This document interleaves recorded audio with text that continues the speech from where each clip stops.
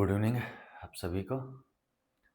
और धीरे धीरे जुड़ रहे हैं, जुड़ जाइए जल्दी से, क्योंकि ये सेशन है जो आर ओ री एग्ज़ाम है उसको ध्यान में रखते हुए, पीसीएस 2025 को ध्यान में रखते हुए ये सारा सेशन हम लोग जो शुरुआत किए हैं, जिसमें से एक तो ये है कि जो यूपीएससी वाले वीडियो जाएंगे उसमें थोड़ा सा ब्रेक लगा हुआ है, लेकिन वो भी जल्दी से शुरुआत की जाएगी। बहुत लोगों को कमेंट आए, मैसेज आए टेलीग्राम पे, तो वो भी हम लोग शुरुआत करेंगे जल्दी। जो थोड़ा सा इस समय पे एक अपने अदर जो भी कार्य हैं, खासकर जो विभागीय कार्य हैं उसमें भी फंसे हुए हैं, और उसके साथ साथ इसको भी मैनेज करना पड़ता है। जो हम लोगों ने एक लाइव सेशन की शुरुआत की थी, जिसमें मैं अपनी क्लास लेट नाइट लेके चल रहा था, उस पे थोड़ा सा 2 दिन का ब्रेक है, उसके लिए हम माफ़ी चाहते हैं आपसे। और ये आज और कल की क्लास आपको प्रीमियर पे मिलेगी, और वो प्रीमियर भी लगभग लाइव के जैसा ही होता है। बस ये होगा कि वहाँ पे मैं ऐसा फिजिकली प्रेजेंट नहीं रहूँगा, आपको कमेंट के माध्यम पे मैं आपको नज़र आ जाऊँगा। वहाँ पे आप जो भी आप जवाब देंगे तो उसका भी जवाब आपको मिलता रहेगा, जो भी आप प्रश्न पूछेंगे वो सारी चीज़ें। तो 2 दिन है, उसके बाद से हम आपको नियमित तौर पर लाइव ही मिलेंगे लेट नाइट क्लासेस में, जो 8 बजे से शुरुआत होगी, 8 से 9:30 या 10, जो भी जितना समय लगेगा, उसमें कोई टाइम बाउंडेशन नहीं है। और जैसे ही उन सारी चीज़ों पे बातचीत हो जाएगी, फिर एक टारगेट रखा जाएगा कि हर संडे को एक जो पूरा सेशन चला होगा 6 दिन का, तो संडे के दिन हम आपको क्या कह सकते हैं, एक मैराथन के रूप में लगभग 2 ढाई 3 घंटे का वो पूरा सत्र रिवीजन या एक सप्ताह का रिवीजन हो जाएगा। ठीक, ये भी एक प्लानिंग में। साथ ही करंट अफेयर्स एक बड़ा रोल प्ले करता है, उसको लेकर के हमारी टीम काम कर रही है। उस पे भी जल्द ही आपको लगातार वीडियो देखने को मिल जाएंगे। ठीक, कल लाइव सत्र पे हमने बात की थी कि जो सामान्य परिचय के अंतर्गत कि भारत की अवस्थिति क्या है, उसकी नेबरिंग कंट्रीज हैं, कौन से नेबरिंग कंट्री से कौन सा देश या कौन सा राज्य सीमा बनाता है, किसके साथ उसकी सीमा कॉमन बनती है, नहीं बनती है, या कुछ राज्य जिनकी सीमाएं दूसरे राज्यों से बनती हैं और पूछे जाते हैं, उन सब पे हमने बात की थी। कर्क रेखा जो हमारी अक्षांशीय स्थिति, देशांतरीय अवस्थिति की बात है, उन सब पे हमने बात कर ली थी। ठीक, तो रहेगा पीवाई की हुई, लेकिन ध्यान रखिएगा ये टॉपिक वाइज ही रहेगा, जिसमें से अगला टॉपिक आपको पता चल जाएगा उसके एक दिन पहले। जैसे आज के वीडियो में हम कल का टॉपिक आपको बता करके चले जाएंगे।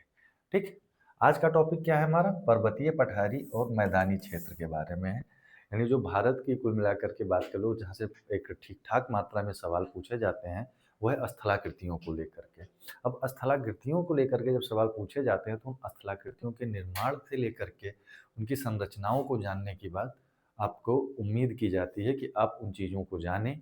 उन चीज़ों को जानने के साथ उनके साथ जो प्रश्न दिए जाएँ उनको आप सॉल्व कर लें, आसानी से सॉल्व कर लें। और हम वादा करते हैं इस चीज़ को लेकर के, या हमारी टीम पूरी तरह से कटिबद्ध कह लो या प्रतिबद्ध है कि जो पीवाईक्यू है वो आपको पूरी तरह से ऐसे ऑडियो विजुअल फॉर्मेट पे आपको मिल जाएगी। उसके लिए आपको ऐसा कोई बुक खरीद करके लोड लेने की ज़रूरत नहीं है। हालाँकि उसके बावजूद आप लोग करना चाहते हैं तो कोई दिक्कत नहीं है, आप पढ़ के आइए। पढ़ने के बाद आप सेशंस के साथ जुड़िए, और सेशन जुड़ने के साथ आप अपना कार्य और बेहतर तरीके से संचालित कर लेंगे, क्योंकि सेशन में क्या होगा कि कुछ अन्य पॉइंट्स भी आपको मिल जाएँगे। ठीक? तो पर्वतीय पठारी मैदानी क्षेत्र की बात है, तो ये बेसिक एक भौतिक भूगोल का हिस्सा बन जाता है, और इसके स्थलाकृतियों के निर्माण और ऐसी संरचनाओं को आप सोचेंगे कि ये बनते कैसे हैं, तो उसके लिए एक चैप्टर होता है, वो है जियोमॉर्फोलॉजी यानी भू-आकृति विज्ञान। उससे संबंधित ये सारी मतलब क्या नाम है, इंसिडेंट्स हैं, क्योंकि जो अंतर्जात बल होते हैं, एंडोजेनेटिक फोर्स होते हैं, उनके कारण जो संचलन होता है, उस संचलन से हमको पर्वत स्वरूप मतलब जो स्थल स्वरूपों हैं, उनकी उत्पत्ति आपको नज़र आएगी। इस पर मैंने यूपीएससी का एक प्लेलिस्ट होगा, यूपीएससी ज्योग्राफी का, उस पे हम 3-4 वीडियो हैं लगभग जियोमॉर्फोलॉजिकल, और लगभग मान के चलो 110 सवाल उससे संबंधित होंगे, जिस पर हमने डिटेल में बात की है। ठीक है, तो वहाँ वो जाकर के आप विजिट कर सकते हैं, वहाँ पे आप देख सकते हैं। ठीक, लेकिन फिर भी मैं एक रिकैप के तौर पर आपसे बात करना चाहूँगा कि पहली चीज़ मैंने बताया कि स्थल स्वरूपों की उत्पत्ति ज़ाहिर-सी बात है कि जो इतने सारे स्थल स्वरूप आपको नज़र आते हैं, ठीक? जितने भी स्थल स्वरूप हों आपके सामने, क्या है?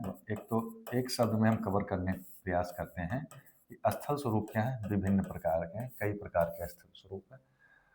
अगर इतने सारे स्थल स्वरूप हैं तो ज़ाहिर-सी बात है जो सरफेस है हमारी अर्थ है, वो एक स्टैटिक नहीं है, वो गतिशील है।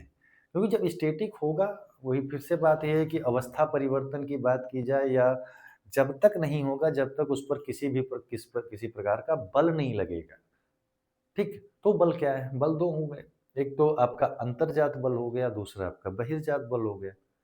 ठीक? तो बहिर्जात बल के कारण जो अनाच्छादन की प्रक्रिया होती है, अनाच्छादन के अंतर्गत क्या होता है आपका अपक्षयण, अपरदन और बृहत्क्षरण होता है। वहीं जब अंतर्जात बल के कारण टेक्टोनिक मूवमेंट्स होते हैं, तो वहाँ पे स्थल स्वरूपों की उत्पत्ति होती है। अब टेक्टोनिक मूवमेंट भी 2 तरीके के ही होते हैं। एक या होगा अपवर्ड होगा, ठीक? सॉरी अपवर्ड कह लें या तो वर्टिकल होगा या तो हॉरिज़ॉन्टल होगा। ठीक, जो क्षैतिज होता है उसको हम पर्वत संरचना से लेकर के जोड़ते हैं, जो ऊर्ध्वाधर बल होता है उसको हम महादेशजनक संचलन कहते हैं। वो सारी चीज़ें हैं, उन स्थल स्वरूपों की उत्पत्ति की बात की जाए। ज्वालामुखी प्रक्रिया होती है जो क्या नाम है प्लेट सीमांत ज्वालामुखी चाहे अंतः प्लेट ज्वालामुखीयता की बात की जाए, ठीक? प्लेट सीमांत ज्वालामुखीयता पर या तो वो पठारों का निर्माण होगा, अगर वो डिपेंड करेगा किस प्रकार की का मैग्मा है या किस प्रकार की चट्टानी संरचना के गलन के बाद मैग्मा की उत्पत्ति हुई थी। इन सब पे हमने डिटेल में बात की है, ठीक? तो उसको आप लोग विज़िट करके वहाँ पर वो वीडियो आप देख सकते हैं, जिसपे डिटेल में बात हुई है। वहाँ पे भी बात भी किसके माध्यम से हुई है? प्रश्नों के माध्यम से हुई है। हाँ, ये हो सकता है कि प्रश्न नए हों, थोड़े पीसीएस पैटर्न से ना हो करके यूपीएससी में थोड़े हैवी प्रश्न आपको मिलेंगे, लेकिन समझ विकसित करने के लिए, ठीक, वो एक सफिशिएंट सोर्स के तौर पर आप उसका प्रयोग कर सकते हैं। हम इस सत्र की शुरुआत करते हैं और इस सत्र के हम पहले प्रश्न की ओर बढ़ते हैं।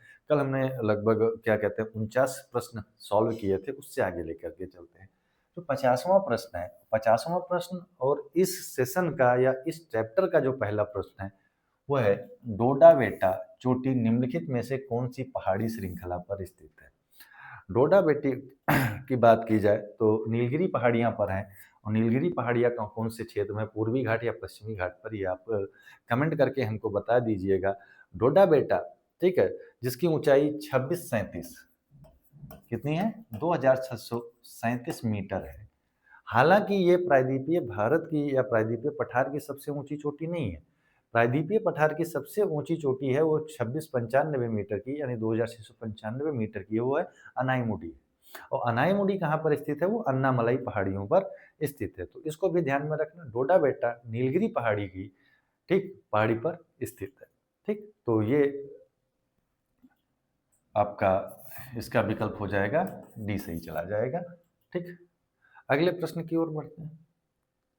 अगला प्रश्न हमारा क्या है कि इनमें से कौन सी चोटी भारत में स्थित नहीं है?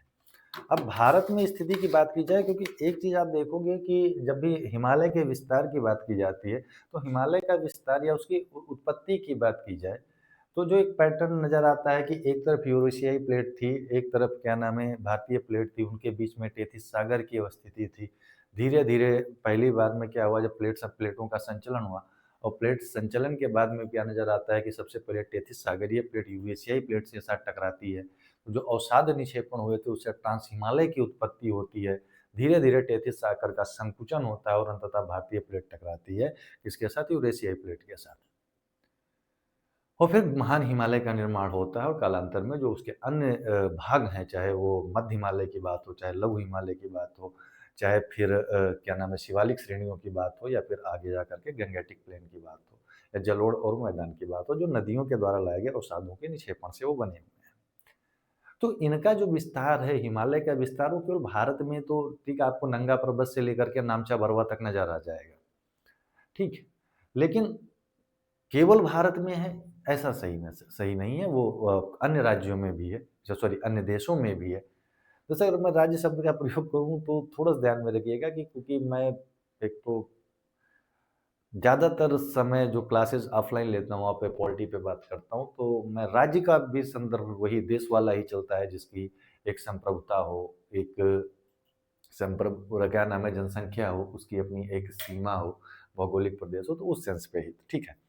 तो एक आदत में बना हुआ है, तो उसके लिए माफ़ी चाहता हूँ। अन्य देशों, नेपाल में भी है, भूटान में भी है, चीन में भी है, ठीक। तो उसी में से एक पूछा गया कि हिमालय में से ही कि कौन सी एक चोटी भारत में नहीं है, ठीक है। भारत में ना होने, ठीक, कौन कौन सी या किन किन पे हमसे प्रश्न पूछा जा रहा है। सबसे पहला हम एक एक करके पढ़ते हैं। नंगा पर्वत की बात की जाए तो नंगा पर्वत जम्मू और कश्मीर में है, और जम्मू और कश्मीर में भी किसके किसके कौन से हिस्से पर है, पाक अधिकृत कश्मीर या पाकिस्तान ऑक्यूपाइड कश्मीर में है, ठीक है। वहीं कामेत पर्वत की बात की जाए तो ये उत्तराखंड के गढ़वाल रीजन में है। कौन से क्षेत्र में है, गढ़वाल क्षेत्र में है। नामचा बरवा की बात की जाए तो पहले ही बताया कि भारत में जो महान हिमालय का विस्तार है वह चापाकार आकृति में यहाँ के नंगा पर्वत से लेकर के और अरुणाचल प्रदेश और तिब्बत की सीमा पर स्थित नामचा बरवा पहाड़ी तक है, ठीक। तो ये हमारा कहाँ पर हो जाएगा, अरुणाचल में हो जाएगा, ठीक, अरुणाचल प्रदेश और उसकी सीमा पर। हालांकि ये विवादित, ये ध्यान रखना। इस प्रश्न के जवाब में आयोग ने कोई स्पष्टीकरण नहीं दिया है कि कौन सा सही क्या गलत है। हालांकि माना जाएगा गुरु मानधाता को, क्योंकि गुरु मानधाता तिब्बत में है। तिब्बत में कहाँ पर है, मानसरोवर झील के पास है। कौन सी झील के पास है, मानसरोवर झील के निकट स्थित है। तो ज्यादा सुटेबल विकल्प हमारा कौन सा है, वो ए सही है, ठीक। अगले प्रश्न पे हम चलते हैं। अगला प्रश्न जो हमारा है कि मैकाल रेंज निम्न में से कहाँ पर स्थित है, ठीक है। अब ये एक रैंडम टॉपिक्स है, मैं एक दिन एक वीडियो इस पर लूंगा हिमालयन रीजन को लेकर के, या भारत के जो बंटवारे की बात है, प्रादेशिक विभाजन की बात है, उस पर एक वीडियो डिटेल में हम लेंगे आपको। वो लंबी वीडियो होगी, लगभग 2 से ढाई घंटे की। आप लोग आराम से उसको पॉज प्ले करके आप लोग देख लीजिएगा। रीजन ये है कि भारत के जो विभाजन की बात की जाती है वो आप 3-4 तरीके से देख सकते हैं। एक तो हिमालय उत्तर का पर्वतीय क्षेत्र, उत्तर का मैदान नजर आता है। फिर आपका बीच का जो प्रायद्वीपीय पठार रीजन आ जाता है, वहाँ पे जो पहाड़ियाँ हैं, ठीक, चाहे वो विंध्यन की बात हो, सतपुड़ा की बात हो, ठीक। फिर हमारा तटीय क्षेत्र है, या फिर उधर आप जाएंगे तो थार मरुस्थल और अरावली रेंज के उधर आपको नजर आएगा। तो ये जो 5-6 तरीके से इसका विभाजन है, इस पर हम बात करेंगे, बाकायदे मैप के साथ बात करेंगे, ठीक है। तो मैकाल रेंज इनमें से कहाँ स्थित है, तो मैकाल रेंज की अगर बात की जाए, ठीक है, तो छत्तीसगढ़ में स्थित है। और ये जो मैकाल रेंज है और कुछ ना हो करके सतपुड़ा रेंज का विस्तार है, ठीक है। किसका विस्तार है, सतपुड़ा रेंज का विस्तार है। कमेंट में बताइएगा कि सतपुड़ा किस प्रकार का पर्वत है, ठीक है। और सतपुड़ा रेंज की बात की जाए तो इसकी सबसे ऊंची चोटी कौन सी है, वो है धूपगढ़ है। कौन सी चोटी सबसे ऊंची है, धूपगढ़ इसकी सबसे ऊंची चोटी है, जिसकी ऊंचाई 1350 किलोमीटर कह रहा हूँ, सॉरी, 1350 मीटर, 1350 मीटर है, ठीक। तो ये चीजें ध्यान में रखिए, ठीक। अगले प्रश्न पे चलते हैं। अगला प्रश्न है कि निम्न पर्वत श्रेणियों में किसके मध्य लेह अवस्थित है। तो अगर हम लेह की बात करें, ठीक, तो लेह ट्रांस हिमालय के आसपास में पड़ेगा। और ट्रांस हिमालय की जो 3 रेंज हैं, ठीक है, चाहे वो काराकोरम की बात हो, लद्दाख रेंज की बात हो, तो जास्कर रेंज की बात हो, ठीक है, तो उनमें से एक के मध्य लेह स्थित है। तो जास्कर और लद्दाख के मध्य लेह की अवस्थिति है, ठीक। ग्लेशियर, ठीक, पूरा एक बर्फ से जमा हुआ, जहाँ पे आपको बहुत सारे ऐसे ग्लेशियर्स नजर देखने को आ जाएंगे, ठीक। अगला प्रश्न, अगला प्रश्न फिर से वही आया, क्या है कि सुमेलित करना है सूची 1 को सूची 2 से। एक तरफ पहाड़ी और पर्वत दिए गए हैं, दूसरी तरफ भारतीय राज्यों में अवस्थिति दी गई है, कौन सी पहाड़ी कौन सी उस पर स्थित है। आसान सवाल है, आराम से हम लोग कर लेंगे, कोई इशू नहीं है। सबसे पहला कौन सा है, वह बटेश्वर श्रेणी, बिलारी श्रृंखला, चिन श्रृंखला और धोसी श्रृंखला। आज के समय पर ऐसा नहीं है कि बहुत बड़े पैमाने पर आयोग ये ध्यान रख रहा है कि बड़े रेंज को ही पूछा जाए, बहुत सारे छोटे रेंज को पूछ लेता है, ठीक है। तो वो ध्यान रखना, छोटी चोटियाँ, छोटी श्रृंखलाएं, वो पहाड़ियों को ध्यान में रखना बहुत आवश्यक है, ठीक। बटेश्वर श्रृंखला की बात की जाए तो बटेश्वर श्रृंखला हमारी कौन से राज्य में है, बिहार राज्य में है, ठीक है। दूसरा, अगर बिलारी श्रृंखला की बात करें तो बिलारी श्रृंखला हमारी कर्नाटक में है। और चिन श्रृंखला, अब 3-4 से हमारा कोई विकल्प बन रहा है, तो हाँ, हमारा एक विकल्प बन रहा है 3-4 से, वो सी विकल्प। तो चिन श्रृंखला हमारी कहाँ पर होगी, 2, यानी मणिपुर में है। और डी, धोसी पहाड़ियाँ कहाँ पर हैं, वो हरियाणा में है। तो हमारा विकल्प सी से सही चला जाएगा। तो ये चीज़ ध्यान रखना, छोटी पहाड़ियाँ भी महत्वपूर्ण हैं, ये नहीं हम केवल हिमालय तक ही सीमित रहें या अन्य पर्वत रेंज बड़े रेंज है पश्चिमी घाट, पूर्वी घाट के, या फिर जो बीच में क्या नाम है दंडकारण्य पठार, या फिर उससे ऊपर आप क्या नाम उसको दक्कन के पठार तक ही सीमित रहें, जिसमें से उन सारी चीज़ों को, अन्य चीज़ें छोटी पहाड़ियों को भी ध्यान में रखना अति आवश्यक है। उसमें से एक प्रश्न ये था जिसमें से बटेश्वर, बिलारी, चिन और धोसी पहाड़ियों की बात की गई थी। ठीक है, अगले प्रश्न पे चलते हैं। अगला प्रश्न क्या है कि निम्नलिखित पर्वत श्रृंखलाओं में कौन सी हिमालय पर्वत श्रेणी में अवस्थित है, और कौन सी पहाड़ियां हिमालय पर्वत श्रेणी में अवस्थित है। देखते हैं। अन्नामलाई आपको पता है, अन्नामलाई कौन से उसमें है, अन्नामलाई वेस्टर्न घाट यानी पश्चिमी घाट का हिस्सा है। कौन से घाट का, पश्चिमी घाट का। वहीं सिरुमलाई की बात किया जाए तो ये पूर्वी घाट का हिस्सा है। तो ये दो तो हमारे ऑलरेडी हट गए, कौन से, अन्नामलाई और क्या नाम है, सिरुमलाई। मैं मान के चलता हूँ कि इन दोनों के नाम नहीं पता है हम लोगों को, इन दोनों में से अन्नामलाई हम जानते थे। तो तीन को अगर हम हटा देंगे तो ये विकल्प हट जाएगा, ये हट जाएगा, ये हट जाएगा, केवल एक दो हमारा सही चला जाएगा इसमें से। हालांकि वैसे प्रश्नों की संख्या घट गई है जहाँ पे आप एलिमिनेट करके आसानी से सवाल को सॉल्व कर सकें। ठीक, इसमें से क्या है कि मुझे मुझे पहले बताया ना कि मुझे मान लो पता है कि केवल एक जानता हूँ कि अन्नामलाई हिमालय में ना होकर ये कहीं अन्य पे है, कहाँ पे भी हमको ये भी नहीं पता है, बस एक धुंधली इमेज हमारी है कि वहाँ पे तो नहीं है। तो अन्नामलाई को हम रिमूव कर देंगे तीसरे को, तो हमारा आसानी से एक और दो सही चला जाएगा। अगर आप किसी एक ऐसे पे कन्फर्म है और उससे एलिमिनेशन के बाद अगर आपका आंसर चाहिए तो दिमाग नहीं लगाना है, आराम से कर लेना है। ठीक है उसको। ठीक, अगले प्रश्न पे चलते हैं। अगला प्रश्न है कि निम्नलिखित में से कौन सी जम्मू कश्मीर केंद्र शासित प्रदेश की सबसे लंबी पर्वत श्रृंखला है। जम्मू कश्मीर, ठीक है, की पर्वत श्रृंखला की अगर बात की जाए, ठीक, तो सबसे लंबी पर्वत श्रृंखला जम्मू कश्मीर रेंज की वो पीर पंजाल रेंज है। ठीक, इसको ध्यान में रखिएगा। पीर पंजाल रेंज की बात करें तो ये जम्मू कश्मीर में तो है ही, जम्मू कश्मीर से लेकर के हिमाचल प्रदेश तक इसका विस्तार है। ठीक, कुल्लू, लाहौल स्पीति और गुलमर्ग जैसे जो पर्यटन स्थल हैं वो इन्हीं श्रृंखलाओं, इन्हीं के बीच में आसपास स्थित हैं। ठीक है, कुल्लू घाटी की बात की जाए तो पीर पंजाल और धौलाधर श्रेणी के मध्य में ये स्थित है। तो आप ये ऐसी जगहों पर जो जहाँ पे ठीक ठाक मात्रा में टूरिस्ट आते हैं, बर्फ पड़ती है, तो वहाँ आप विजिट करके आप आनंद ले सकते हैं बर्फबारी का व अन्य चीज़ों का। और खासकर जब भी ऐसी जगह आप जाइए, और ऐसी जगह जाने का असली फ़ायदा तब मिलेगा जब वहाँ पे लोकल जो वहाँ का उनका कल्चर है उनको ट्राई करने की कोशिश करिए। ये नहीं है कि मोबाइल का कैमरा आन के 20-50 ठो फ़ोटो खींच लिए, डायरीज़ बना करके आप स्टेटस अपलोड कर दीजिए। जब भी जाइए लोकल फूड ट्राई करिए, लोकल लोगों से मिलिए। आप मान के चलिए कि आपको फिर वहाँ पर पहाड़ में जाने के बाद फिर आपको जीवन में कभी किसी मोटिवेशनल स्पीकर की ज़रूरत नहीं पड़ेगी, वहाँ पे किसी एक व्यक्ति की भी दिनचर्या को आप समझ लेते हैं तो। ठीक है? तो इस पे बात हो गई, अगले पे चलते हैं। अगला प्रश्न है कि कौन-सा कथन सही है, किसके बारे में? हिमालय के त्रिशूल शिखर के बारे में। तो त्रिशूल शिखर की बात की जाए तो त्रिशूल शिखर कहाँ पर स्थित है? उत्तराखंड के बागेश्वर जिले में स्थित है। ठीक, तो इसको ध्यान में रखिएगा। और यह चोटी 7500 मीटर से अधिक ऊंची है। नीचे दिए गए कूट का से सही उत्तर चुनिए। ये 7500 मीटर ऊंची नहीं है, ठीक है, ये बात ध्यान रखना। 7500 मीटर ना होकर के ये चोटी 7120 मीटर ऊंची चोटी। तो हमारा विकल्प कौन सा सही गया, क्योंकि हमको सही कौन से कथन से चुनने थे, तो केवल एक सही चला गया। ठीक, अगले प्रश्न पे चलते हैं। अगले प्रश्न की अगर बात की जाए तो फिर से मिलाने को दे दिया गया है, और ये आसान सवाल है, आप आराम से कर लेंगे कि एक तरफ राज्य दिया गया है और एक तरफ राज्य दिया गया है और दूसरी तरफ सबसे ऊंची चोटी दी गई है। मिलाने का प्रयास करते हैं बिना उसके कि कुछ जानकारी के साथ।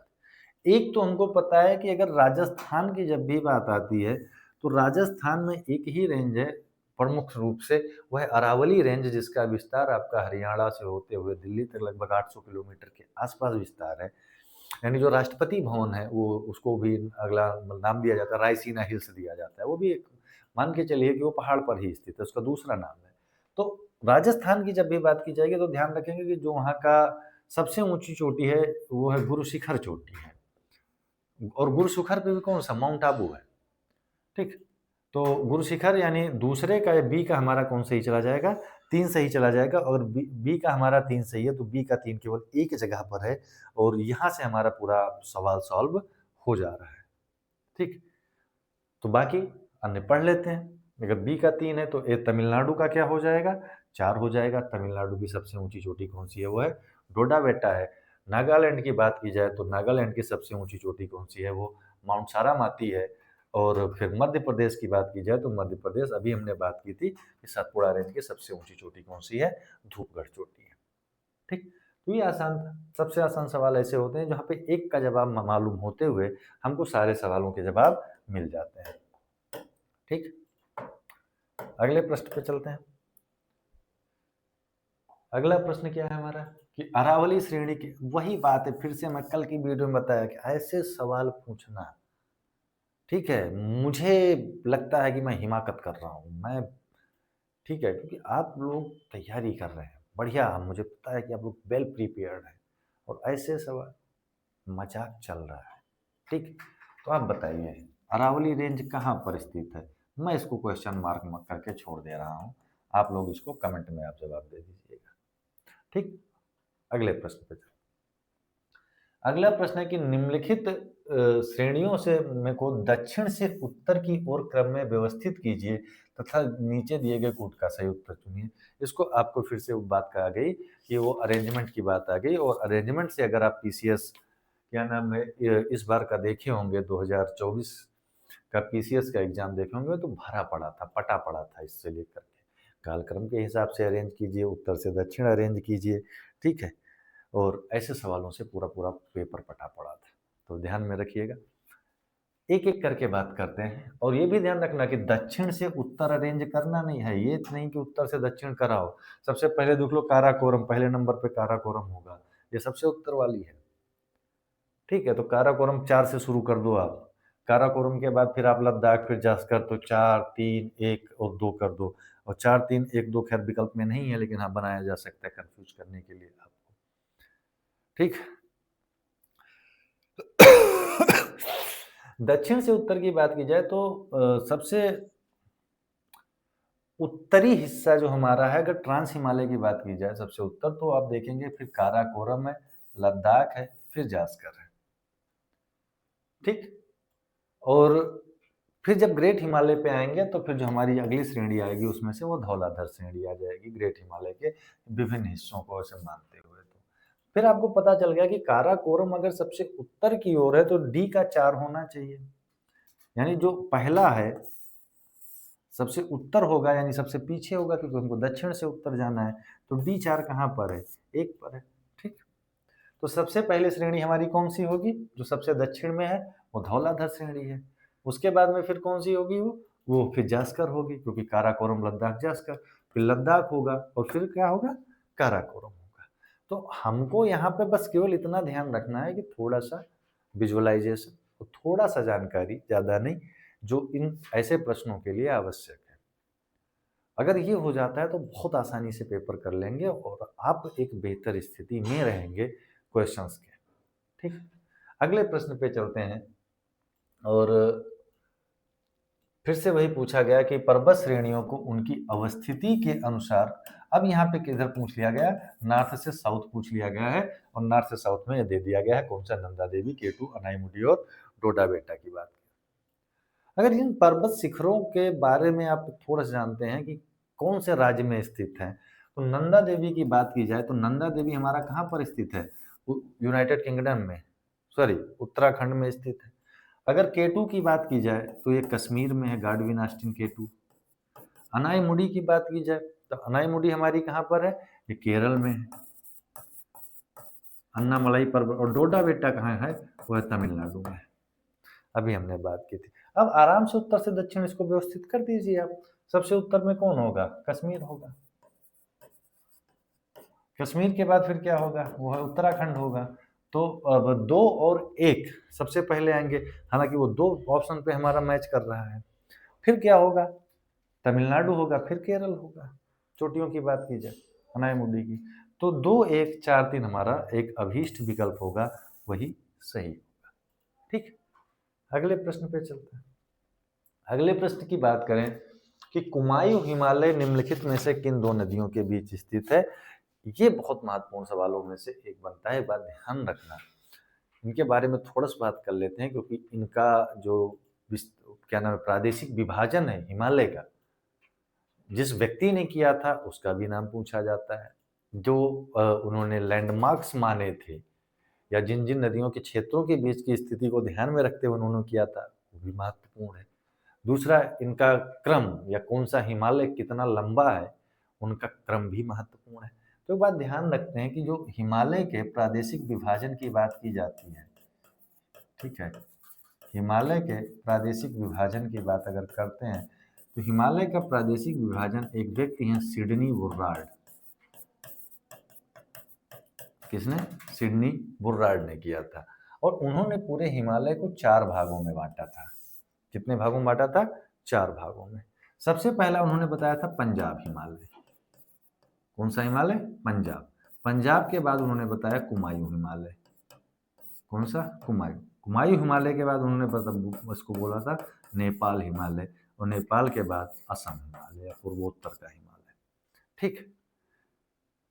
अब पंजाब हिमालय की बात की जाए तो ये सिंधु से लेकर के सतलज नदी तक, हालांकि मैं अंग्रेजी हिंदी में ही लिख रहा हूं, तो ध्यान रखिएगा वो इंडस पे नहीं है, लेकिन हम सिंधु ही लिखेंगे।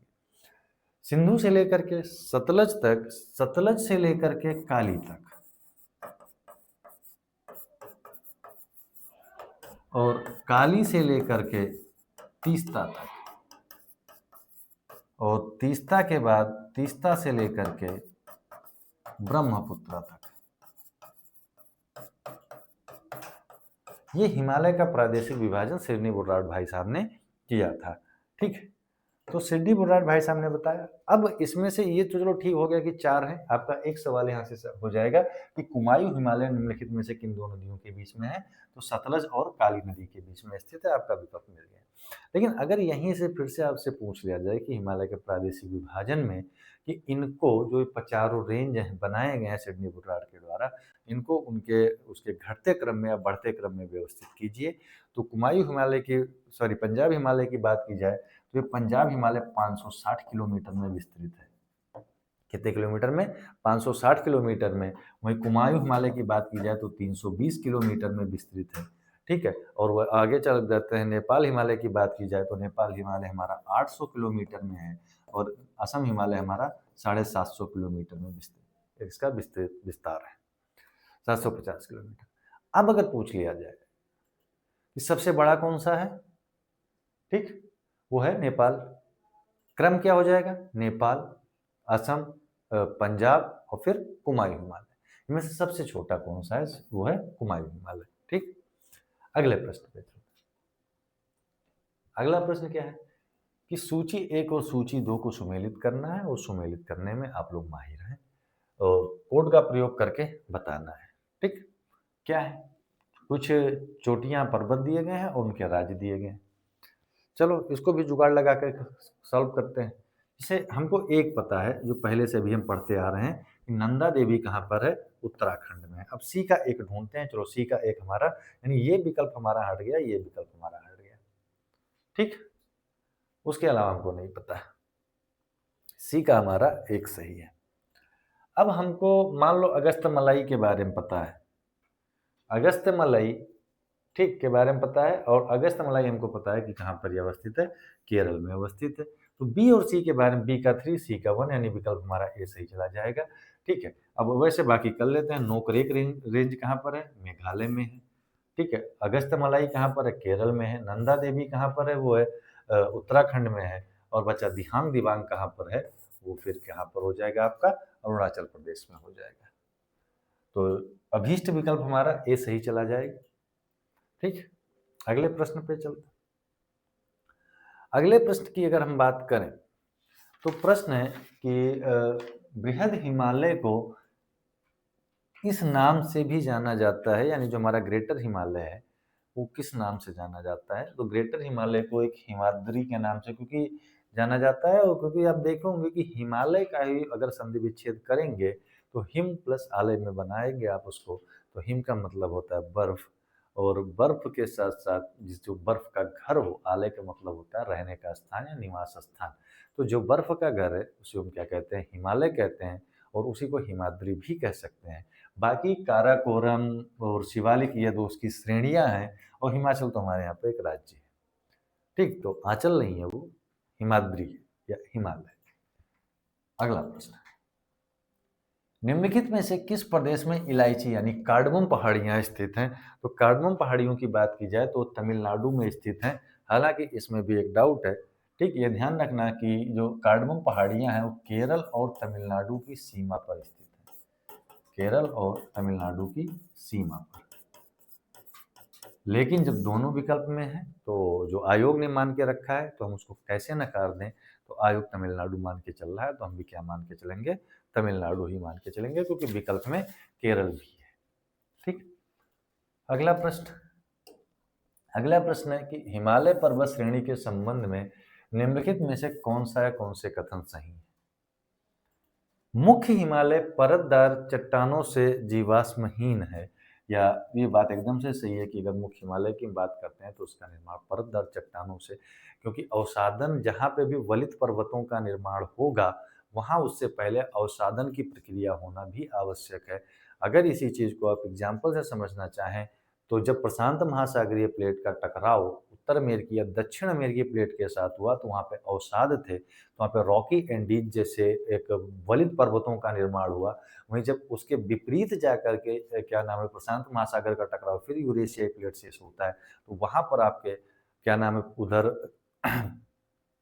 आपको वलित पर्वत नहीं दिखेंगे। हालांकि क्षेपण होने के कारण आपको द्वीप दिख जाएंगे, ज्वालामुखी द्वीप दिख जाएंगे। तो और जो अवसादन के बाद जो चट्टानें बनती हैं वो परतदार चट्टानें ही बनती हैं। तो जो मुख्य हिमालय परतदार चट्टानें हैं जो शुरुआती हैं वो जीवाश्महीन है। दूसरा, लघु हिमालय परतदार चट्टानों में समुद्री जीव जंतुओं के जीवाश्म मिले हैं। ये बात भी एकदम से सही है, क्योंकि जैसे जैसे हिमालय का विस्तार होता गया, हिमालय के विस्तार होने के साथ साथ वो अन्य चीज़ें भी डेवलप होती गई, जैसे जीव जंतुओं के अवशेष भी बनते चले गए। ठीक, अगला क्या है कि बाह्य हिमालय शिवालिक हिमालय में मानव सभ्यता के अवशेष मिले हैं। ये भी एकदम से सही बात है, क्योंकि बाह्य हिमालय या शिवालिक हिमालय का निर्माण बहुत समय बाद हुआ। इसको हम टाइम पीरियड पे बात करेंगे जब हम जियोलॉजिकल टाइम स्केल समझ लिए होंगे कि क्रॉन क्या होता है, एरा क्या होता है, पीरियड क्या होता है, इपो क्या होता है। ठीक है, कैम्ब्रियन, प्री कैम्ब्रियन। ठीक, जैसे एक सवाल यही है कि आप लोग इसको कमेंट में बताइएगा कि वर्तमान में ठीक कौन सा युग चल रहा है। ठीक है, प्लेस्टोसीन, मायोसीन, होलोसीन, हेलोसीन, ये कौन सा युग चल रहा है और ये किस क्रॉन का हिस्सा है? ठीक, तो इसका आप जवाब दीजिएगा, बाकी हम इस पर किसी दिन बात करेंगे। तो सही उत्तर कोड 3 के तीनों सही हैं, कोई दिक्कत नहीं है इसमें, क्योंकि ये पूरा का पूरा अगर बात की जाए तो एक हिमालय के विस्तार को दिखाता है, टाइम पीरियड के विस्तार को दिखाता है कि कैसे कैसे इनका विकास हुआ, कैसे कैसे विकसित होते चले गए। ठीक, अगला प्रश्न, अगला प्रश्न है कि मध्य भारत की पहाड़ियों का पश्चिम से पूर्व की ओर निम्नलिखित में से कौन सा क्रम सही है, जिसमें से आपको 4 पहाड़ियां दी गई हैं, मैकाल, सतपुड़ा, महादेव और छोटा नागपुर। इनके संबंध में अगर हम बात करनी हो तो सबसे पहले हमारा आएगा सतपुड़ा रेंज पश्चिम में। ठीक, कौन सा रेंज आएगा सबसे पहले? सतपुड़ा आएगा। सतपुड़ा के बाद महादेव पहाड़ियां आएंगी। महादेव पहाड़ियों के बाद में मैकाल रेंज आएगा छत्तीसगढ़ का। तो मैकाल के बाद में सबसे अंत में आएगा वो है छोटा नागपुर का पठार। कौन सा? छोटा नागपुर। ठीक, तो ये क्रम कौन सा है? सतपुड़ा, महादेव, मैकाल और छोटा नागपुर। ये पश्चिम से पूर्व की ओर क्रम है। अगर पूर्व से पश्चिम होता तो ये क्या हो जाता?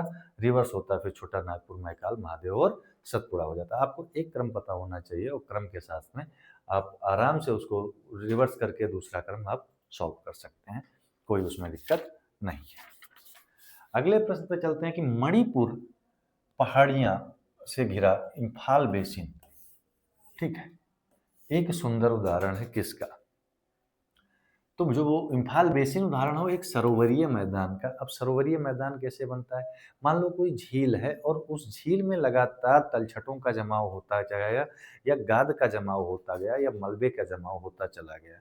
और जैसे मलबे का जमाव होगा तो ज़ाहिर-सी बात है जो झील है उसका तल का उत्थान होगा, वो ऊपर की ओर उठेगा।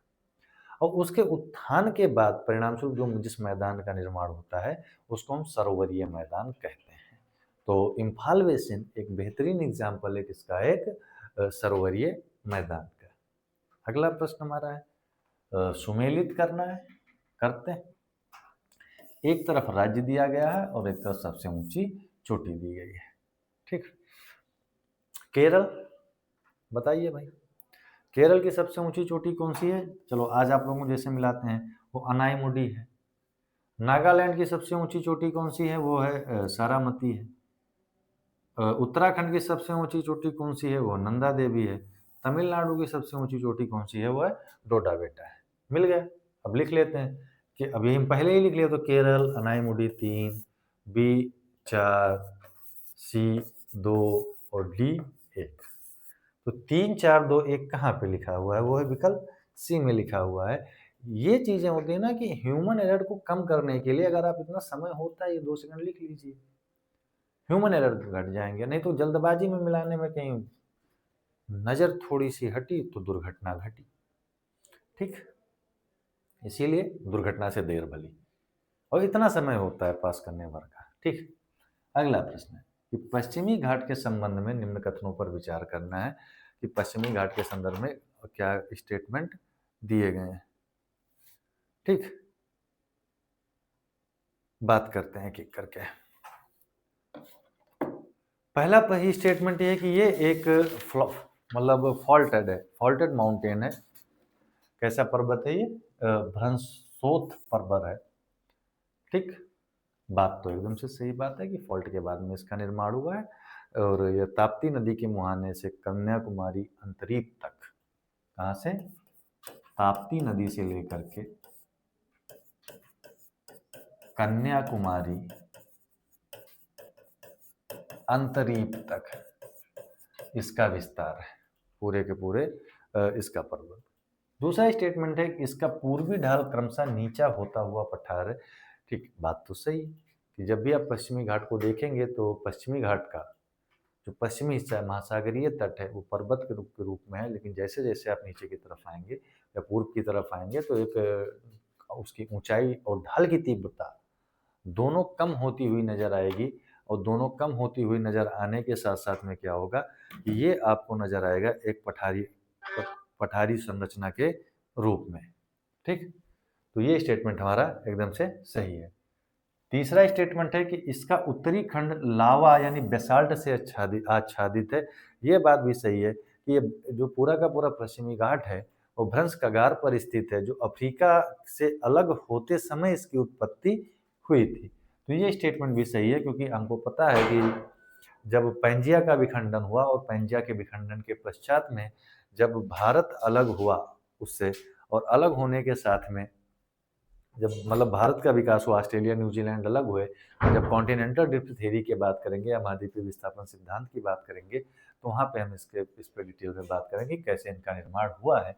तो ये किससे निर्मित है? लावा बेसाल्ट, और लावा बेसाल्ट के प्रवाह के बाद इनका निर्माण हुआ। ठीक, तो कौन से सही हैं? तीन के तीनों स्टेटमेंट हमारे सही। ठीक, अगले प्रश्न पे चलते। अगला प्रश्न हमारा क्या है कि निम्न में से कौन हिमालय की चोटियों का कौन सा क्रम पूछा गया है पूर्व से पश्चिम दिशा में सही क्रम को प्रस्तुत करता है। अगर हम पूर्व से पश्चिम क्रम की बात करें तो देखो एक काम आप लोग कर सकते हैं जो थोड़ा सा आपकी बेहतरी के लिए ही होगा, और बेहतरी के लिए होने के साथ साथ एक चीज ध्यान रखना कि जो भी आप जब भी मैप उठाएं इंडिया का मैप और पॉलिटिकल मैप उठाइए, और पॉलिटिकल बहुत ज़्यादा समय नहीं लगेगा क्योंकि आपको डाटा कहीं ना कहीं से मिल जाएंगे, यूट्यूब से मिल जाएगा, बहुत सारे कोचिंग नोट्स पीडीएफ में दे देंगे, या सामान्य कोई भी बुक आप उठा लेंगे। इंडिया का पॉलिटिकल मैप उठाइए और पॉलिटिकल मैप पे आप क्या कर सकते हैं कि जो शिखर हैं, ठीक है, या जो रेंज हैं उनको लिख करके आप मार्क कर लीजिए। यकीन मानिए कि आपके क्रम वाले सवाल जल्दी गलत नहीं होंगे। या फिर अगर एक ही राज्य में बहुत सारे हैं तो उनको एक रेंज इसे बना करके लिख दीजिए, आप विजुअलाइज कर लेंगे कि हमने कहाँ पर क्या लिखा था। तो बेस्ट क्या होगा कि आप मैप उठाइए और आउटलाइन मैप उठाइए, बहुत ज़्यादा ऐसा नहीं है, खर्चीला काम ये है और बहुत ज़्यादा मेहनत का भी काम नहीं है, तो आराम से कर सकते हैं। ठीक, तो पूर्व से पश्चिम दिशा में सही क्रम ढूंढना है, तो हम एक एक करके बात कर लेते हैं किन किन के बारे में हमको पूछा गया है। ठीक, एक तो नामचा बरवा है। नामचा बरवा हमारा कहाँ पर है? वह अरुणाचल में है। कंचनजंगा हमारा कहाँ पर है? सिक्किम में है। ठीक, माउंट एवरेस्ट हमारा कहाँ पर है? वो है नेपाल में है। और नंदा देवी हमारा कहाँ पर है? वो है उत्तराखंड में। दूसरे विकल्प पे बात करते हैं। नामचा बरवा अगर हम पूर्व से पश्चिम की बात करेंगे तो पश्चिम में होगा ही नहीं।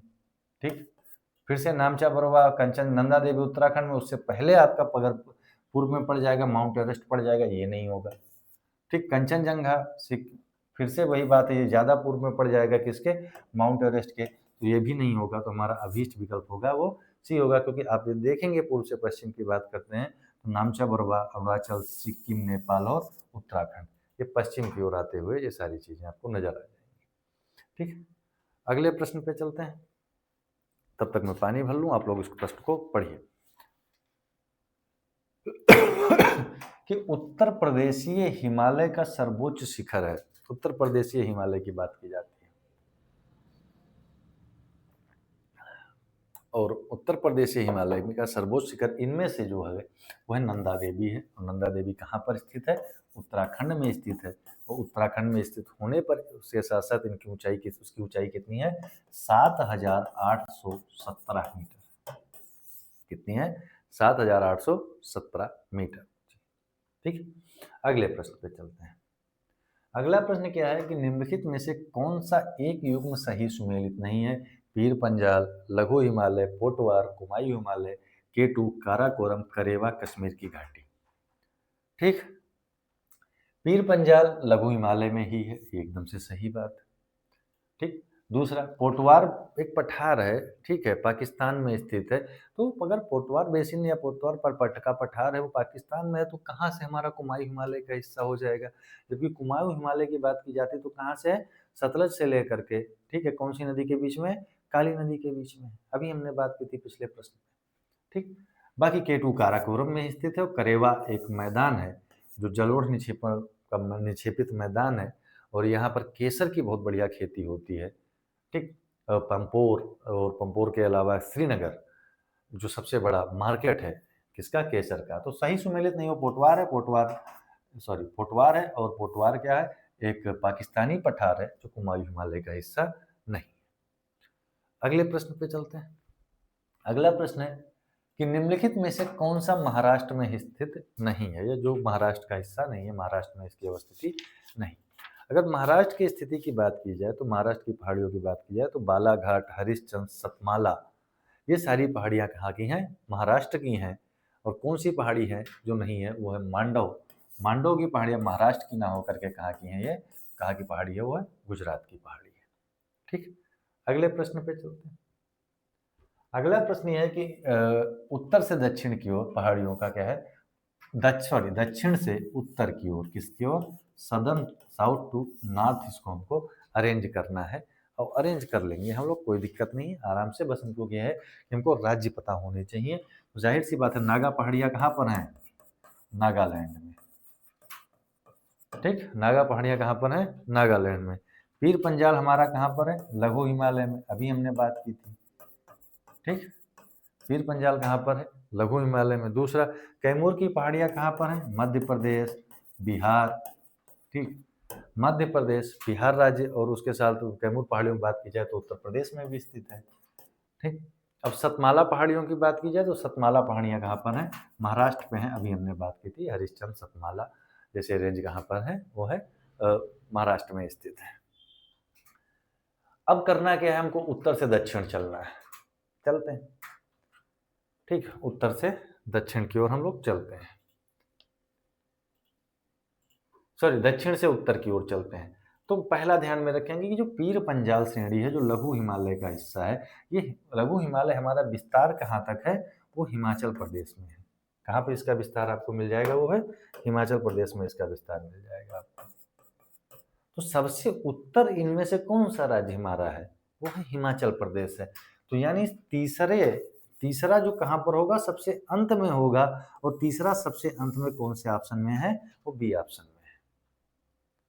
आसानी से सॉल्व हो गया अगर आपको राज्य पता है, यानी किस पहाड़ी का विस्तार कहाँ से कहाँ तक है।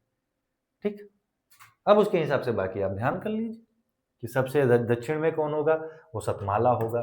सतमाला के बाद कौन सा होगा, वो कैमूर की पहाड़ियाँ होंगी। कैमूर के बाद फिर नागा पहाड़ियाँ होंगी। नागा के बाद फिर कौन सी होगी, वो पीर पंजाल श्रेणी होगी।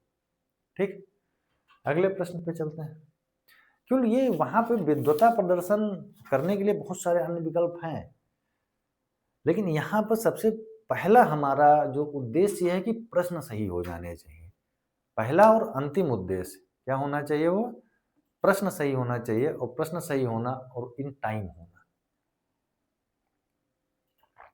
ठीक, अगला प्रश्न क्या है, कितनी बार रिपीटेड प्रश्न, कभी मिलाने को लेकर के, कभी स्टेटमेंट पे दे करके। चलिए बात करते हैं कि एक तरफ आपको चोटियां दी गई हैं और दूसरी तरफ आपको क्या दिया गया है, उनके रेंज दिए गए हैं कि कहाँ से क्या है। पहला क्या है, अभी हमने बात की कि डोडा बेटा कौन सी पहाड़ियों का हिस्सा है, नीलगिरी पहाड़ियों का हिस्सा है। त्रिशूल किसमें है, हिमाचल पर्वत का हिस्सा है। ठीक, ऐसे तो बनेगा। ठीक, अगला क्या है, माउंट आबू, अरावली, अमरकंटक, मैकाल श्रेणी। तो 2 गुणा के निशान बन गया हमारा। अब मिला लेते हैं, किसी एक से मिलाने का प्रयास करते हैं। मान लो माउंट आबू हमको पता है, तो माउंट आबू C4 2 जगह पर है। फिर मान लो हमको डोडा बेटा नीलगिरी C4 और A2 एक ही जगह पर है, वो है विकल्प ए। ठीक, आराम से मिल गया। अगला प्रश्न, अगले प्रश्न की बात की जाए तो फिर मिलाना है, सुमेलित करना। ठीक, तो सुमेलित करने में हम लोग कल से ही माहिर हो चुके हैं, ट्राई कर रहे हैं लगातार सुमेलित करने के लिए ही। और फिर से वही, एक तरफ पहाड़ियाँ, दूसरी तरफ राज्य दिए गए हैं। ठीक, पहला है गारो पहाड़ियाँ। गारो पहाड़ियाँ कहाँ पर हैं, गारो खासी जयंतिया मेघालय पर हैं। और ये क्या करती हैं, एक फनल शेप का निर्माण करती हैं, और यही पहाड़ियाँ मिलकर के सेंटॉक्सियल बैंड का निर्माण करती हैं। और सेंटॉक्सियल बैंड का निर्माण करते समय जब साउथ वेस्ट दक्षिण पश्चिमी मानसून आकर के केरल से टकराते हैं, और टकराने के बाद जब 2 भागों में बढ़ता है, तो अंततः जाकर के इन्हीं पहाड़ियों से टकराता है, कौन सी, गारो खासी जयंतिया पहाड़ियों के साथ। और फिर ये मेघालय में क्या करते हैं, सर्वाधिक वर्षा वाला स्थान पैदा करते हैं या उनका निर्माण कर देते हैं। तो मेघालय में है। मिरी पहाड़ियाँ कहाँ पर हैं, मिरी, मिसमी, अबोर, डाल, ये सारे हिल्स कहाँ पर हैं, वो है अरुणाचल प्रदेश में है। ठीक, डालमा हिल्स की बात की जाए तो डालमा हिल्स हमारे झारखंड में है। बचा कोल्लीमलाई। कोल्लीमलाई हमारा कहाँ पर है, तमिलनाडु में है। तो 1, 3, 2, 4। ठीक है, विकल्प ए सही है हमारा। 1, 3, 2, 4 और अभीष्ट विकल्प ए सही हो जाए। अगला प्रश्न, पूर्वी घाट और पश्चिमी घाट का मिलन स्थल कहाँ पर है, और ये सब आप लोग जानते हैं।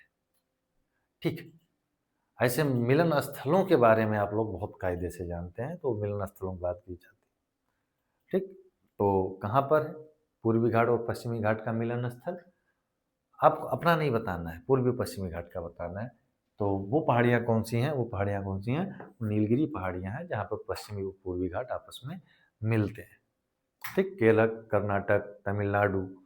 ठीक, इन पर इनका विस्तार है, इन क्षेत्रों में इनका विस्तार है। और सबसे ऊंची चोटी इनकी कौन सी है, वह डोडा बेटा है, जिसकी ऊंचाई कितनी है, 2637 मीटर है। ठीक, अगले प्रश्न, कहाँ गया, कि भारतीय प्रायद्वीप की सबसे ऊंची चोटी कौन सी है, बताओ भाई। भारतीय प्रायद्वीप की सबसे ऊंची चोटी कौन सी है, वो है अनाईमुडी है। और अनाईमुडी कहाँ पर है, अन्नामलाई पर्वत रेंज में है। और इसकी ऊंचाई कितनी है, 2695 मीटर है। कितनी है, कौन से रेंज का है ये, अन्नामलाई। कौन से राज्य में है, ये आप लोग कमेंट में बताइएगा। राज्य क्या है, क्वेश्चन मार्क है आपके लिए। और ऊंचाई कितनी है, 2695 मीटर। ठीक, क्या मजा आएगा। धीरे धीरे बात करते हैं, अगले प्रश्न पे बढ़ते हैं। अगला प्रश्न हमारा है कि निम्नलिखित राज्यों में से पटकाई पहाड़ियां किनसे संलग्न नहीं है। पटकाई बम बुम दूसरा नाम है। तो पटकाई पहाड़ियों की बात की जाए तो पटकाई पहाड़ियां भारत के पूर्वोत्तर राज्यों में से, ठीक है, 3 राज्यों में फैली हुई हैं। और पटकाई पहाड़ियां एकदम म्यांमार और उसके साथ सीमा साझा करते हुए राज्यों में है। ये हिंट है आपका। तो पटकाई पहाड़ियों की बात की जाए तो नागालैंड, मणिपुर और मिजोरम। नागालैंड, मणिपुर और मिजोरम 3 राज्यों में है। और तो किसमें से नहीं है, वह त्रिपुरा में नहीं। ठीक। अगला प्रश्न है कि महाराष्ट्र में पश्चिमी घाट को किस नाम से जाना जाता है। आसान सवाल है। महाराष्ट्र में पश्चिमी घाट को किस नाम से जाना जाता है। सह्याद्री पहाड़ियों के नाम से जाना जाता है, क्योंकि नीलगिरी पहाड़ियाँ कहाँ पर हैं, तमिलनाडु में है। इलायची पहाड़ियाँ कहाँ पर हैं, अन्नामलाई कहाँ पर है। ये सारी चीज़ें आप लोग अभी हम लोग बात कर चुके हैं इससे पहले। कौन सा युग्म सही सुमेलित नहीं है, कि कौन सा युग्म सही सुमेलित नहीं है। अगर गैर सुमेलित या सही सुमेलित युग्मों की बात करें तो उसमें से कौन सा है, ध्यान रखना। गड़जात की पहाड़ियां कहाँ पर हैं, उड़ीसा में है। एकदम से सही बात है, कई बार पूछा गया तो उसको ध्यान में रखिएगा। ठीक। फिर से आ गया मांडो पहाड़ियां। अच्छा, इससे पहले हमने एक प्रश्न सॉल्व किया था कि निम्नलिखित में से कौन सी पहाड़ियां महाराष्ट्र में नहीं है, तो उसमें भी मांडो ही आया था सही विकल्प। तो मांडो पहाड़ियां महाराष्ट्र में ना होकर के कहाँ पर है, ये गुजरात में है। महाराष्ट्र में ना होकर के कहाँ पर है, ये गुजरात में है। तो अगर वो हमको मिल गया तो बाकी में नल्ला मलाई आंध्र प्रदेश, सेवराय की पहाड़ियाँ, सेवराय जवादी, ये सारी पहाड़ियाँ कहाँ पर है, फिर तमिलनाडु में। अगले प्रश्न पे चलते हैं कि नंगा पर्वत अवस्थित है। तो नंगा पर्वत अवस्थित है जम्मू कश्मीर में। और जम्मू कश्मीर के कहाँ पे, पाक अधिकृत कश्मीर में स्थित है। और वो हिमालय के विस्तार की अगर बात की जाती है तो नंगा पर्वत से शुरू होकर के कहाँ तक जाता है, ये नामचा बरवा तक जाता है। उसके बीच में बहुत सारे दर्रे, बहुत सारे पहाड़ियाँ और घाटियाँ स्थित है। ठीक। अगला प्रश्न है कि जम्मू श्रीनगर राजमार्ग पर जवाहर सुरंग संबंधित है। कौन सी श्रेणी से संबंधित है, तो ये पीर पंजाल श्रेणी से संबंधित है। नेशनल हाईवे 44, ठीक, इससे संबंधित है। लगभग 3 किलोमीटर लंबी या 2.85 किलोमीटर लंबी, एग्जैक्ट फिगर की बात की जाए तो कितनी है, ये 2.85 किलोमीटर लंबी एक टनल है। और यह टनल बनिहाल को काजीगुंड से जोड़ती है और एक एक्सेस प्रोवाइड करती है वहाँ के बीच में आने जाने का। ठीक। अगला प्रश्न है कि अंडमान और निकोबार द्वीप समूह में सबसे अधिक ऊंचाई वाली चोटी कौन सी है। ठीक। तो हमको पता है कौन सी है, सैडल पीक है। और जो प्रमुख अन्य चोटियों की बात की जाए, अगर क्रम में ही पूछ लिया जाए ऊंचाई के, तो ध्यान में रखिएगा सैडल पीक की ऊंचाई 722 मीटर है। कितनी है, 722। माउंट थुलियर की ऊंचाई 642 मीटर है। ठीक। माउंट डिएवोली की ऊंचाई 515 मीटर है। और माउंट कोयोबो की जो ऊंचाई है वो 460 मीटर है। और उसके अलावा एक और माउंट है, वो है माउंट हैरियट। कौन सा है, माउंट हैरियट। और अगर हम हैरियट की बात करें तो हैरियट की ऊंचाई 450 मीटर है। तो ये आपका क्रम भी बना हुआ है, तो इसे ध्यान में रखिए, चारों पांचों को, क्या पता। ठीक। कब क्रम पूछ लिया जाए, कब क्या किया जाए। अगला है कि निम्नलिखित पर्वत शिखरों में से कौन सा एक भारत में अवस्थित नहीं है। नाम से लगेगा सारे भारत में अवस्थित। गोसाई थान, ऐसे नाम भारत में भी देखने को मिल जाएंगे।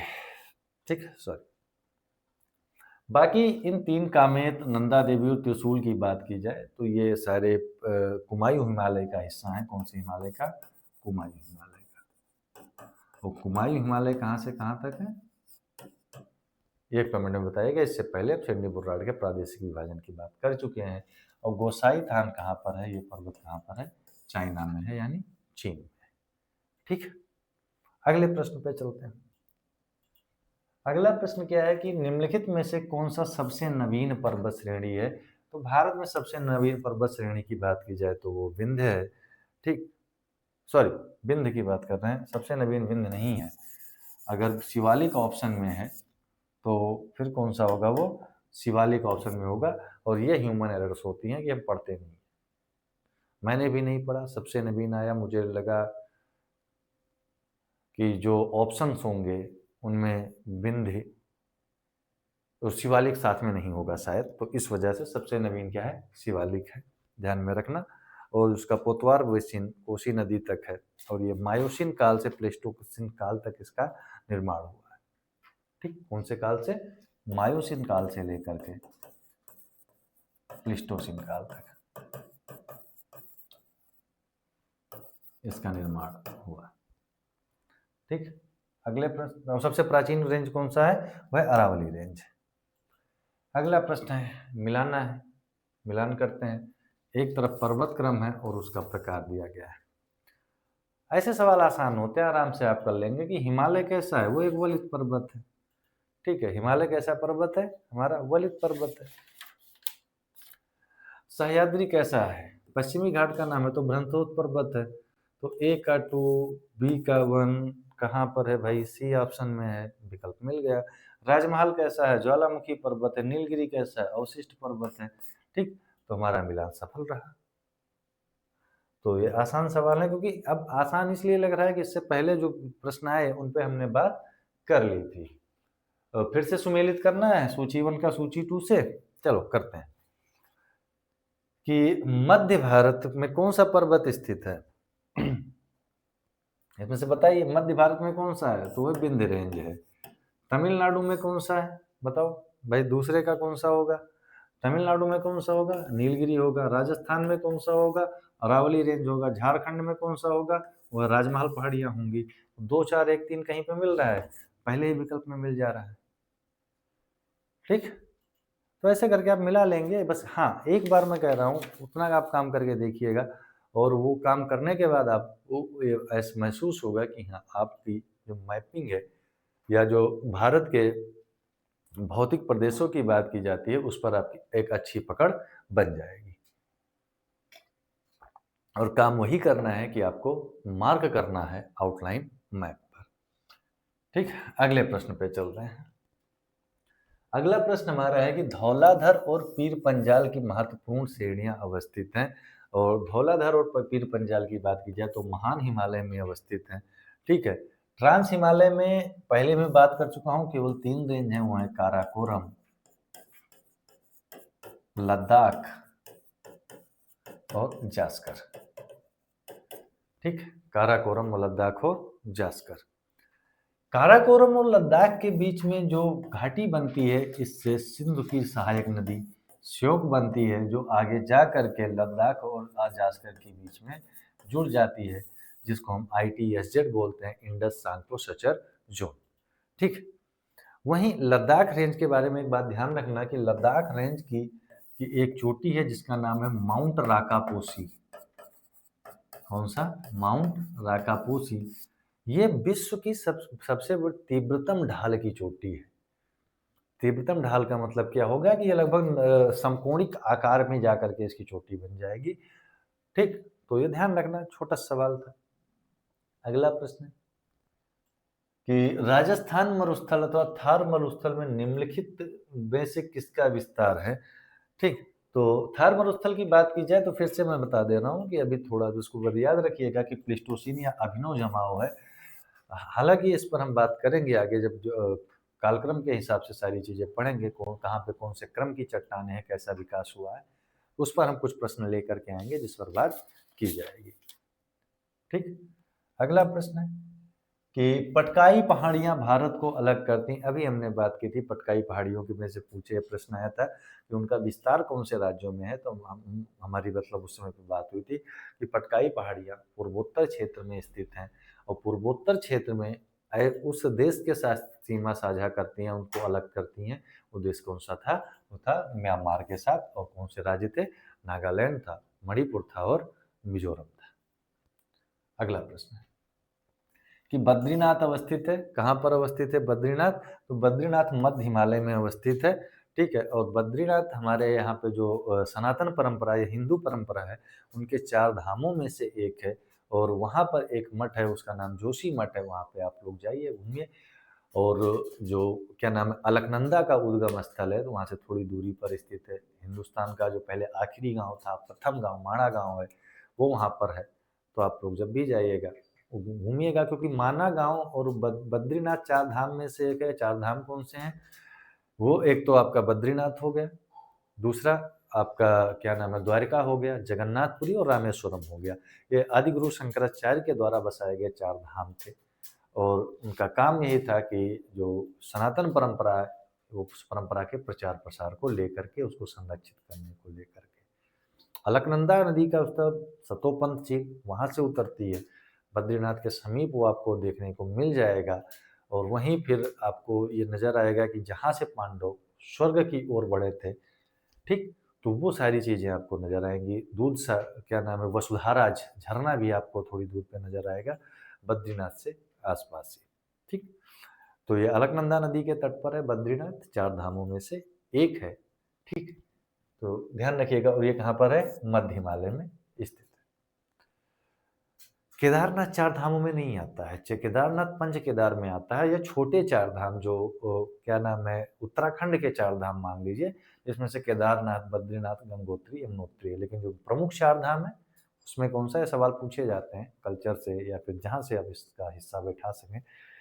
तो आपका बद्रीनाथ हो गया, जगन्नाथ हो गया पुरी का, और द्वारका हो गया, और लास्ट आपका क्या कहते हैं, रामेश्वरम हो गया।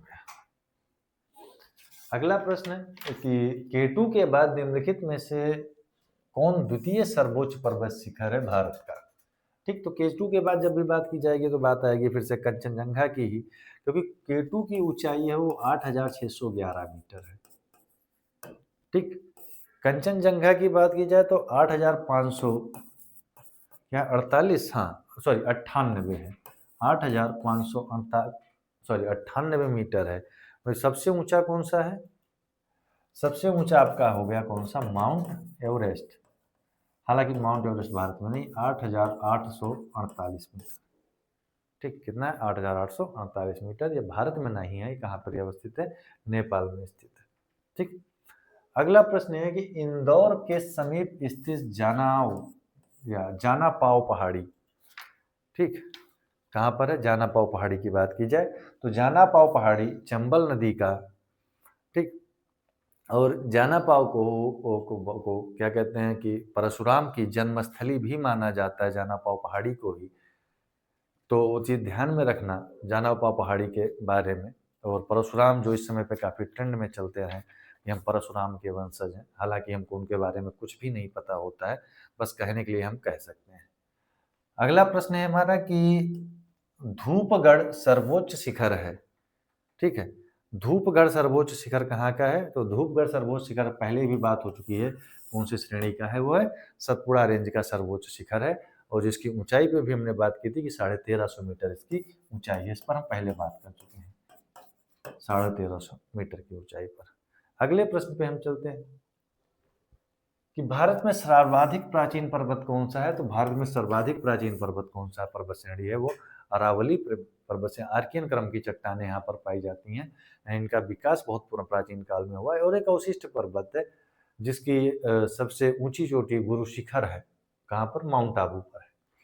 अगले प्रश्न पे हम चलते हैं कि अक्साई चीन का भाग है, निम्नलिखित में से कौन सा एक अक्साई चीन का भाग है? अगर अक्साई चीन जो भारत, ठीक, एक विवादित है, भारत के साथ विवादित वो एक प्लेस है या स्थान है, उसके बाद तो अक्साई चीन की बात की जाएगी तो वो लद्दाख का पठार है, बाकी सारी चीज़ें भारत में ही है। ठीक, अगले प्रश्न पे चलते हैं कि दंडकारण्य प्रदेश स्थित नहीं है, ठीक, कि दंडकारण्य प्रदेश स्थित नहीं है, कि जो दंडकारण्य का पठार है उनमें से निम्नलिखित में से कौन सा राज्य उसके साथ मैच नहीं करेगा? तो वो राज्य है हमारा कौन सा है? वो है मध्य प्रदेश है। मध्य प्रदेश में दंडकारण्य नहीं है। तो मध्य प्रदेश की अगर बात करेंगे तो उसमें हम बात करेंगे एक दिन ला करके कि हजारीबाग का पठार, रांची का पठार, राजमहल पर्वत, दंडकारण्य, सतपुड़ा, मैकाल, ये सारे रेंजेस पे बात की जाएगी। आज के सत्र का जो अंतिम प्रश्न हमारा है, और अंतिम प्रश्न ये है कि निम्नलिखित राज्यों में से कौन छोटा नागपुर पठार का भाग नहीं है? देखो पहली चीज़ छोटा नागपुर पठार 3 चीज़ों से मिल कर के बना है। अगर पूरे दंडकारण्य रीजन को समझना हो, प्रायद्वीपीय पठार को समझना हो, तो उसमें से बहुत सारी चीज़ें आपको निकल कर के आएँगी। सबसे पहले आपको आएगा छोटा नागपुर, फिर आएगा छत्तीसगढ़ बेसिन, फिर आएगा सॉरी महानदी बेसिन या छत्तीसगढ़ बेसिन कह लीजिए, उसके बाद में आ जाएगा दंडकारण्य का पठार आ जाएगा। ठीक? तो छोटा नागपुर, रांची का पठार, हजारीबाग का पठार और राजमहल, इन 3 चीज़ों का एक सम्मिलित रूप आप मान सकते हैं। तो कौन-सा राज्य उसका हिस्सा नहीं है छोटा नागपुर पठार का, तो है बिहार राज्य स्थित नहीं है, जिस पे एक दिन हम डिटेल में बात करेंगे। ठीक है? तो ये आज के प्रश्न थे और मैं पहले ही बता चुका हूँ कि केवल 2-3 दिन की व्यस्तता है, जहाँ पर ये जो हम लेट नाइट क्लासेस की हम लोगों ने शुरुआत की थी, वहाँ पर मैं उपलब्ध नहीं हो पाऊँगा। आपको प्रीमियर के तौर पर लाइव की भांति आपको मिल जाएगा, आप लोग जुड़िए और उसको अपनी तैयारी को और पॉलिश कीजिए, पढ़ के आइए। अभी हम पीवाईक्यू लेकर के चल रहे हैं और पीवाईक्यू लगभग हमारे पास 1000 से अधिक हैं।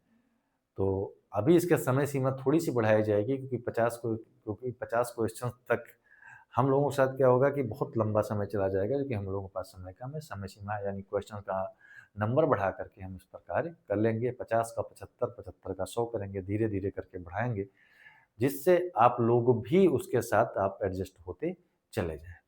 ठीक? तो धन्यवाद और शुभ रात्रि।